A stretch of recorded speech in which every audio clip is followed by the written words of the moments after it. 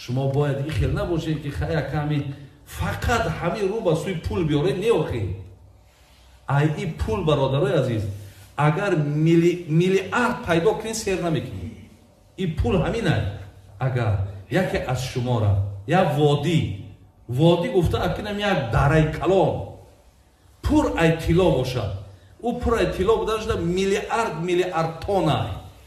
اگر همین فرزند آدم بگن که اینا همین مالی تای میگه احب ان یکون له وادیان، بعد فرزند آدم چی میگه؟ ای دو وادی میشید، یا وادیش کمه، دو تا میشید با خوب میشید. بعد پیامبر گفت که شما هیچ وقت سیر نمیکنید تا زمانی که داخل لحد نرید. همون خاک لحد وقتی در دهنت گرفت همونجا سیر میشید. تصور کنید یک پیغمبری که آخی محبوب الله بود درباره بولی خوب تکسریش ایلیف خیرمو وقتی ای دنیا میگذره ذخیره در خونش 2 کیلو جو.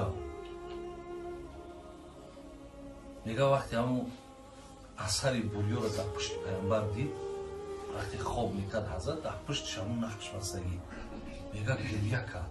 حضرت عمر گفت آخی این مقصد این شاهایی که امروز در روم در ایران و در هر جو در ملایم ترین چیزها میشینند، ای حضرت آخی زیبی اونها تو داری و تو باید در رو راحت کنی. میگه حضرت عمر گفتی اگر اونها راحتی دنیا را اختیار کرده باشند الله برای ما راحتی